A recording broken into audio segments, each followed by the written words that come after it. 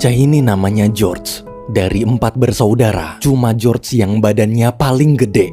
Karena hidup miskin, sang ibu sampai harus membagi makanan jadi 5 agar semua bisa makan. Meski kehidupan keluarga mereka miskin, tapi ibu selalu mengajarkan anak-anak agar jangan mengeluh dan selalu bersyukur. Sebelum makan, ketika yang lain fokus berdoa, ekspresi George justru terlihat bete. Baginya, dalam kehidupan miskin serba kekurangan ini, Tuhan itu cuma omong kosong. Di sekolah, George ini anak yang pintar, tapi gara-gara miskin, dia sering direndahkan teman-temannya, bahkan gurunya sendiri. Dia juga sering diledek dengan panggilan George si miskin. Hari itu, George yang muak diledek terus pun akhirnya menghajar temannya, lalu pergi meninggalkan sekolah. 7 tahun kemudian, terlihat George kini sudah berusia 18 tahun. Akibat putus sekolah dan tak punya ijazah, George terpaksa mencari uang dari mencuri. Malam itu, waktu sedang beraksi, George kaget ternyata korbannya adalah polisi. Beruntung dia berhasil kabur. Di jalan pulang, dia tak sengaja melihat iklan TV. Ada asrama program khusus pemerintah yang menampung anak-anak putus sekolah. Di asrama nanti semua akan dilatih skill bekerja, dapat makan gratis, serta dapat gaji bulanan. Melihat kesempatan itu, George langsung memberitahu ibu. Ibu pun mengizinkan. Ibu hanya berpesan jika nanti saat hidup mandiri ada masalah, George jangan pernah menyerah dan teruslah fokus meraih cita-cita. Apapun yang terjadi, pokoknya nggak boleh pulang sampai jadi orang sukses. Ucapan sang ibu barusan membuat George semakin semangat. Besok paginya setelah mendaftar, George mulai masuk asrama. Di kamar ketika membuka tas, George sangat senang ternyata ibu membelikannya sepatu baru dan selembar kertas pesan motivasi. George pun mulai belajar dengan semangat. Turn that off. When I'm trying to study.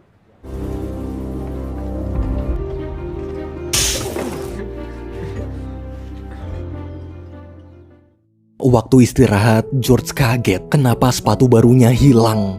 Saat makan siang bareng temennya yang bernama Desmond, George tak sengaja melihat sepatu pemberian ibunya dipakai si pencuri.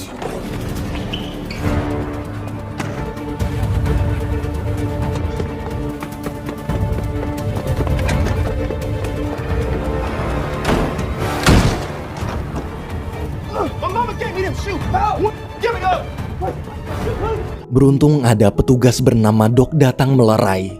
Akibat membuat keributan sampai merusak pintu asrama, Doc terpaksa harus memulangkan George.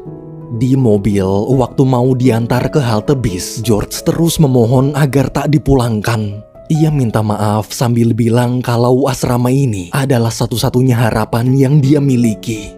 Mendengar itu, Doc terdiam kasihan. Doc lalu menawarkan gimana kalau George jadi petinju. Dengan badan dan kekuatan sebesar tadi, Doc yakin suatu saat nanti George pasti bisa jadi atlet tinju sukses.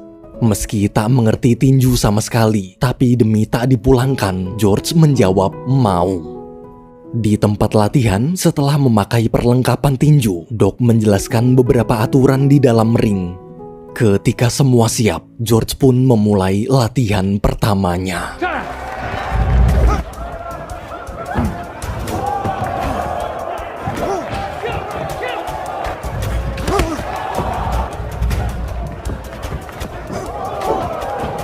You stand there like a statue and a picture of your feet, George. Hit him, George. George kalah telak. Karena kesal ditertawakan, George pergi.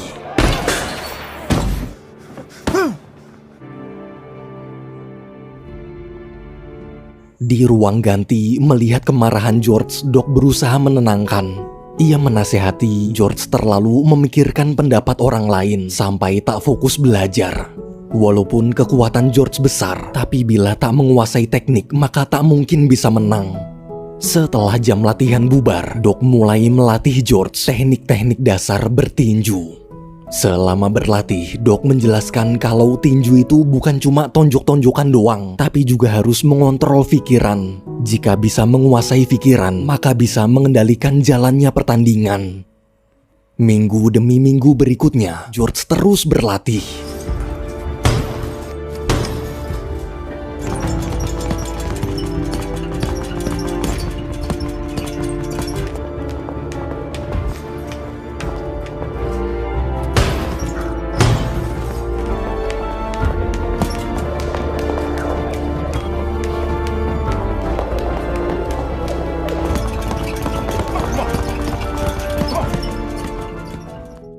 Satu bulan kemudian saat tanding ulang, gerakan George terlihat jauh lebih baik 180 derajat.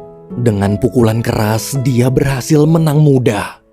Selesai tanding, George menemui Doc dan minta ikut kejuaraan dunia kelas berat.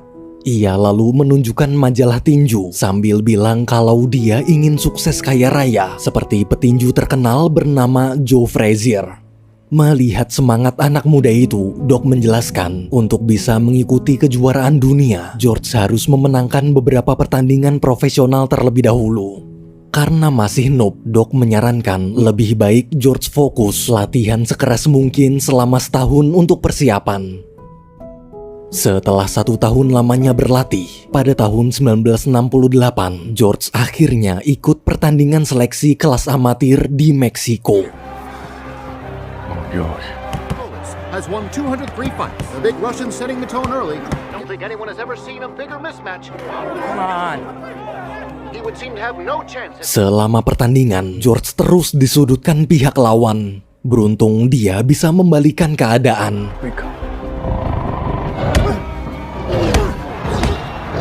Foreman, George Foreman.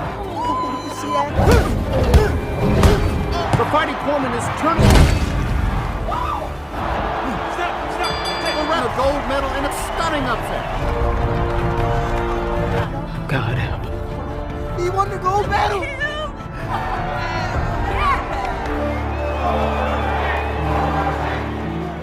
George menang dan berhasil lolos seleksi.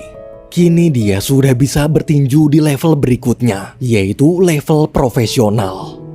Sepulang dari Meksiko, dengan gembira George menemui sang ibu. Melihat kesuksesan putranya, ibu sangat bangga.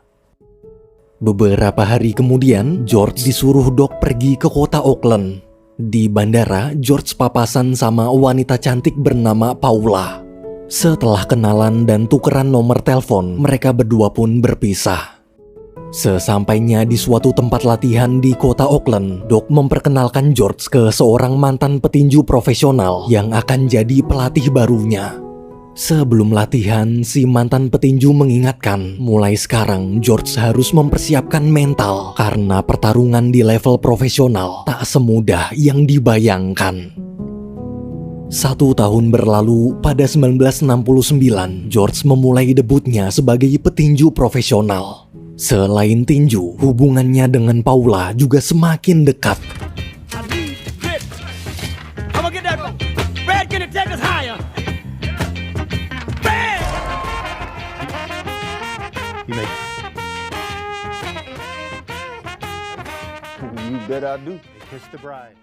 Setelah menikah, tahun demi tahun George terus memenangkan pertandingan profesionalnya tanpa pernah kalah sekalipun.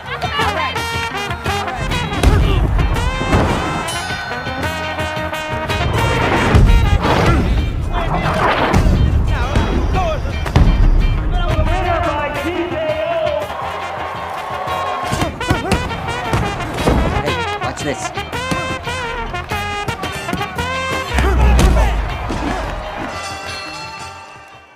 4 tahun lamanya bertinju di level profesional, kini George akhirnya layak bertanding di kejuaraan dunia kelas berat. Meski pendatang baru, namun George langsung memberanikan diri menantang petinju idolanya, yaitu Joe Frazier. And there's the bell, they're underway.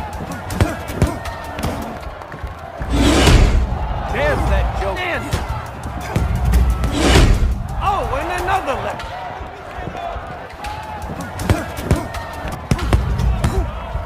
There it is.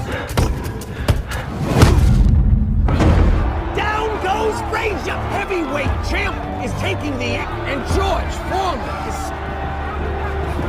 real surprise.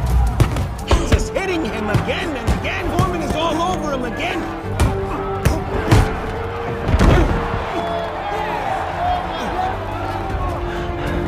Stand. Frazier, take. How much target practice? He's down again. Slow to get up. It's over so early. Oh, he's down. Heavyweight champion of the world. George Foreman. Alhamdulillahnya George menang. Artinya dia telah merebut gelar juara Joe Frazier. Untuk merayakan kemenangan, malamnya George mengadakan pesta. Di acara pesta, teman lama George waktu di asrama yaitu Desmond juga hadir memberi selamat. Melihat kesuksesan sahabatnya, Desmond sangat bangga. Karena sekarang udah kaya, George minta Desmond jadi asisten pribadi sekaligus akuntan untuk mengurus keuangannya. Mendengar tawaran itu, Desmond mau. Pagi hari, waktu baru selesai mandi, George melihat di TV ada seorang petinju kelas berat bernama Muhammad Ali sedang wawancara. Ali di situ terus mengomentari teknik tinju George sambil menantangnya berduel. Mendengar provokasi Ali, George merasa tertantang. Siang hari di rumah, George mengundang ibu dan saudaranya untuk merayakan ulang tahun putri kecilnya. Selama acara, mereka semua tertawa bersama menikmati makanan. Mereka gembira, dulu untuk makan aja satu roti harus dibagi berlima, tapi sekarang makanan sudah berlimpah. Namun di tengah kebahagiaan, Paula justru terlihat sedih. Semenjak sukses dan bergelimang harta, ia merasa akhir-akhir ini suaminya berubah. George terlihat sudah tak mencintai Paula lagi. Selesai acara, karena lelah dengan sikap George, suami istri itu pun ribut besar hingga akhirnya Paula minta cerai. 1 tahun kemudian, pada tahun 1974, George menerima tantangan Muhammad Ali. Malam hari, ketika semua siap, big match pertandingan antara George melawan Muhammad Ali pun dimulai.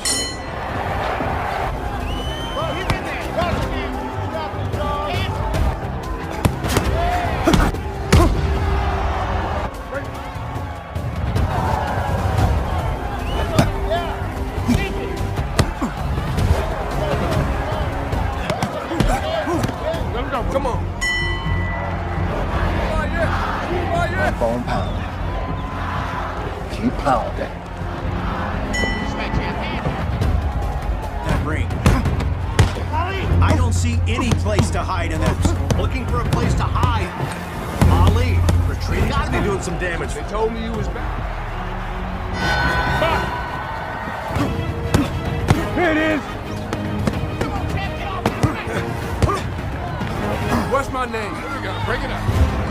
Get on those ropes! Back to the ropes, George. Come and get me. Stay on him, George. Those are deadly from just getting pounded. Those.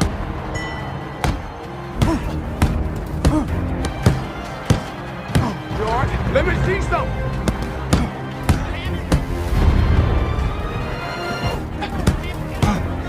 There you go, man. You can hit hard.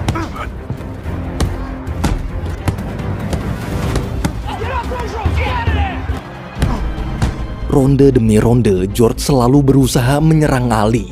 Tapi karena terus-menerus menyerang, staminanya habis. Di ronde ke-8, melihat pukulan George semakin melemah, Ali pun menyerang balik. Foreman looks tired.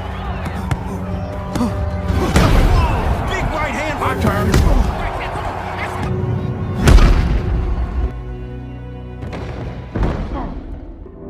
Untuk pertama kalinya setelah 40 kali kemenangan berturut-turut, George akhirnya kalah. Artinya gelar juaranya kini telah direbut. Selesai pertandingan, dengan sangat kecewa, George pulang ke rumah. 6 bulan berlalu, suatu malam demi menaikkan kembali reputasinya, George menantang 5 orang petinju duel sekaligus. Ali di situ juga hadir menyaksikan. Namun meski George mengalahkan lawan-lawannya, para penonton justru bersorak memanggil-manggil nama Ali. Karena emosi, George menantang duel ulang tapi Ali menolak. Di ruang ganti, melihat muridnya frustasi, Doc mencoba menemani. Tak lama kemudian, George dapat surat yang mengabarkan kalau sekarang adik perempuannya sedang melahirkan tapi kondisinya kritis. George pun bergegas ke rumah sakit. Di rumah sakit, setelah mendengar cerita ibu tentang kondisi adiknya, George shock.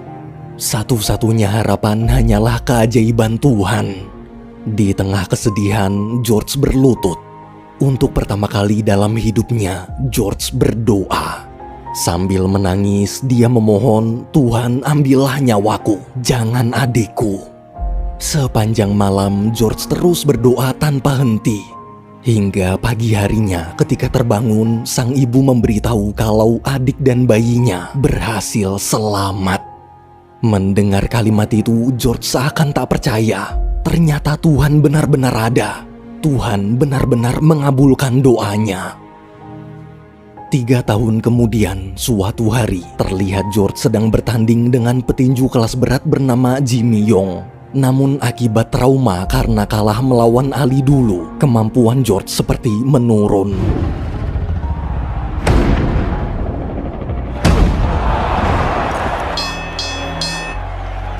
Let's go. All right. George kalah. Di ruang ganti, saat sedang frustasi, tiba-tiba tubuhnya terasa aneh. Di tengah kebingungan, George seperti mendengar ada suara misterius terus memanggil-manggil namanya. Karena tak kuat dengan kejadian spiritual yang sedang dia alami, George pun pingsan. Ketika sadar, lagi-lagi tubuhnya terasa aneh. Rasanya seakan seperti baru terlahir kembali. George di situ terus menyebut nama Tuhan, lalu menyiram tubuhnya dengan air.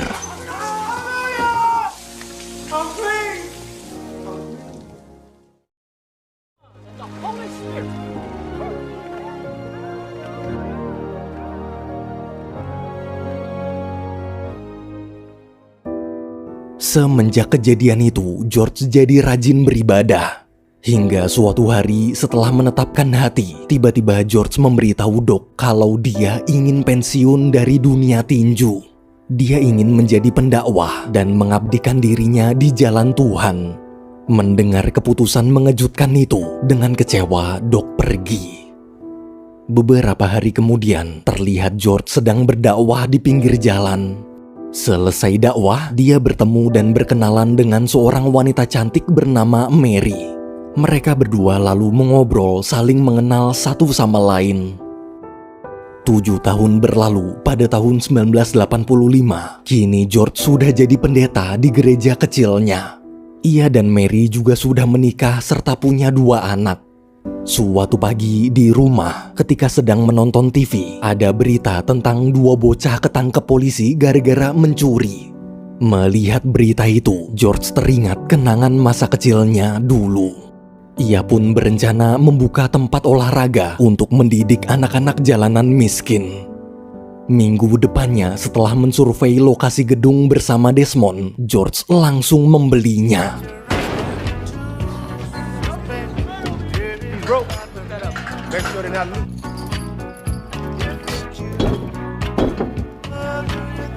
That looks good. Come on, enjoy yourself.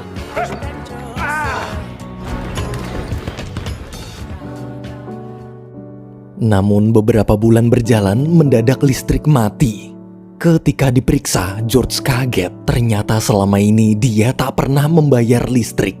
Karena merasa ada yang gak beres, dia pergi ke bank untuk memeriksa laporan keuangan. Petugas bank di situ memberitahu kalau seluruh uang tabungan sudah habis. Bahkan sekarang George punya hutang di bank. Mendengar itu, George shock. Ia tak menyangka uang hasil kerja kerasnya selama ini hilang. Malamnya, George mencari Desmond di bar. Dengan emosi, dia mengejar Desmond lalu bertanya kemana uangnya.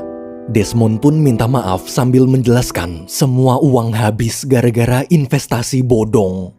Mendengar penjelasan itu, George terdiam lemas. Keesokan harinya, George mencoba menjadi model iklan untuk mencari penghasilan. Ia juga menjual souvenir ke penggemarnya. Tapi saat dihitung-hitung, uang yang dia kumpulkan masih belum cukup untuk melunasi hutang-hutangnya di bank. Besoknya, karena tak bisa membayar hutang, pihak bank terpaksa menyita gedung olahraga George. Dari kejauhan, waktu melihat anak-anak jalanan tak bisa berlatih lagi, hati George terasa perih. Ia lalu menemui Doc.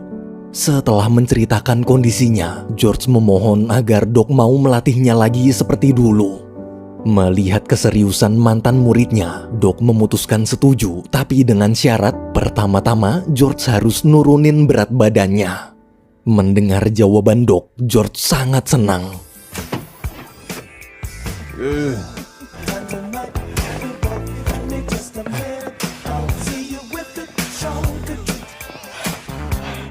That's nasty, George.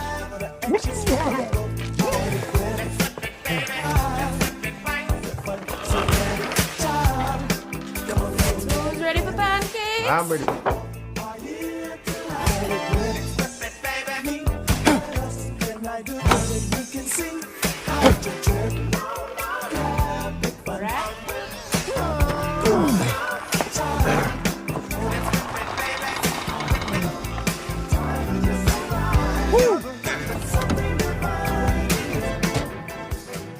Beberapa bulan kemudian, George mulai latih tanding. Namun karena faktor usia, stamina George tak lagi sama. Ia dengan mudah dikalahkan. Pada tahun 1987, setelah 2 tahun berlatih sekeras mungkin, George pun mencoba menantang petinju profesional.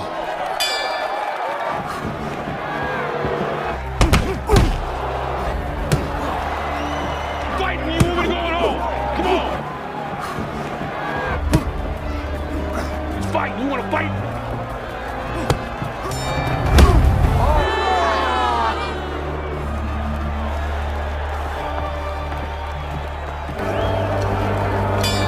Can still punch.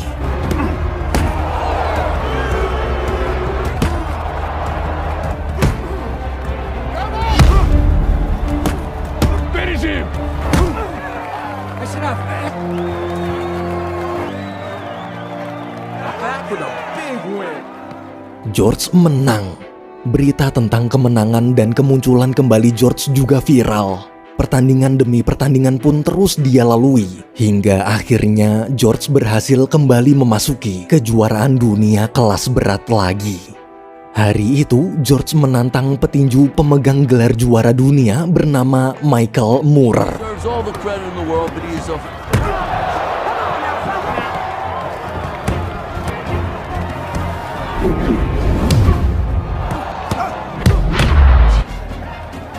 back with 2 or 3 punches of his own. Every time George lands something significant, Taking a beating, way behind on every.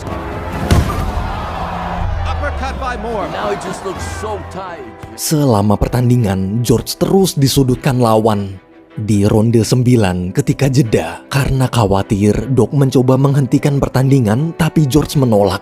Dengan tenang, George memberi isyarat kalau dia pasti akan menang. Setelah bel berbunyi, pertandingan pun kembali dilanjutkan.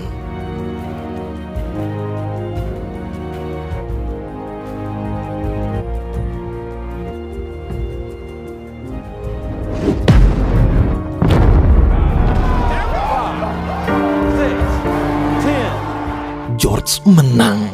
Semua penonton kaget, seakan seperti tak percaya kalau George si petinju tua mampu memenangkan pertandingan. Di atas ring yang penuh hingar-bingar kemeriahan itu, George tak senang berlebihan. Dia memilih berlutut dan bersyukur pada Tuhan. Ia juga memeluk dan berterima kasih pada Doc, pelatih yang tak pernah lelah membimbingnya. Berkat kemenangan ini, George pun diberi penghargaan sebagai petinju tertua sepanjang sejarah yang berhasil menjadi juara dunia. I came straight to the dirt, my sleeves pulled up and my head held high. No shirt, no shoes, but a beating heart, and I made sure that my tongue was tied. Try to shut up and just put up with all the lies they told. Guess this is what it's like when you grow up. I'm feeling old. Some say it's normal, when you get formal, it comes with age. What a mistake, cause when I was a kid I dreamt of something greater, like standing on a stage and hearing all those people chant my name. But now I'm hanging low and looking for someone to blame. So I'm not gonna lose my